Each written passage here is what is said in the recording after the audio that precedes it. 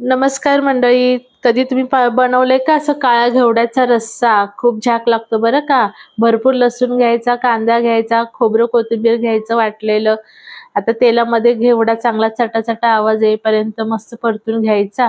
मग त्याच भांड्यामध्ये तेल घ्यायचं, मोहरी जिरं घालायचे, लसूण कांदा चांगला मस्त परतून घ्यायचा. यामध्ये आता आपण कांदा लसूण मसाला, काश्मीरी मिरची, हळद, मीठ घालून मस्त असं चांगलं परतायचं.